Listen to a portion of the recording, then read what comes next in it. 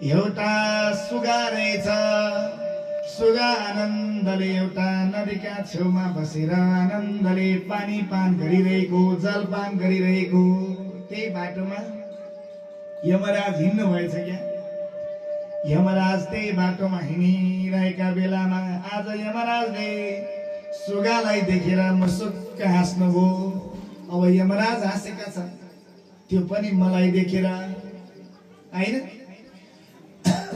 यसरी अब यमराज हाँसिसकेपछि अब सुगालाई डर लाग्यो। अब मेरो काल पक्का पनि नजिकै आएको हुनुपर्छ,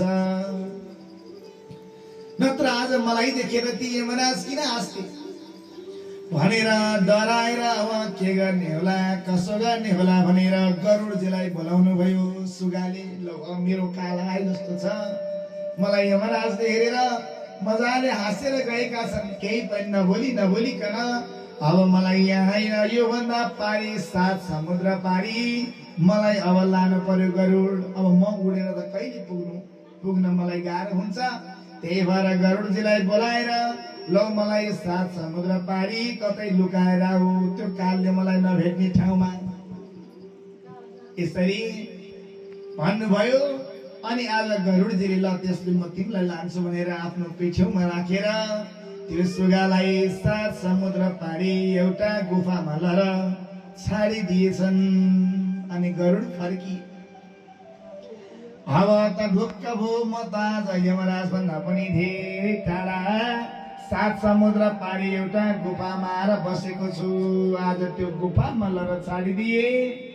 अब त्यही गुफाभित्र त एउटा बिरालो पनि रहेछ। हेर्नुहोस्, त्यो बिरालोले आज सुगालाई त्यही मारिहाल्यो, मारेर खाइदियो। अनि त्यसपछि गरुडजी गएर आज यमराजसँग भेट्नुभयो।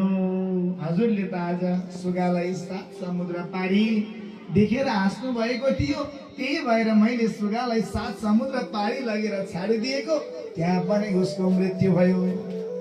मैले आज सुगालाई देखेर यस कारणले हाँसेको थिएँ, यो सानो सुगा त्यो 7 समुद्र पारी के गरी जाला, यसको मृत्यु त त्यहाँ पो लेखेको छ भनेर मैले हाँसेको। आखिरीमा तिमीले नै त्यहाँसम्म पुर्याइदिएछौ। आज तिमीले मेरो सहायता पुर्यायौ, त्यही भएर हाम्रो मृत्यु जहाँ लेखेको छ, जहिले देखेको छ त्यहाँ नभइकन पक्का पनि छोड्दैन। त्यही भएर बेलैमा हामीले धर्म गर्नुपर्छ। राधे राधे।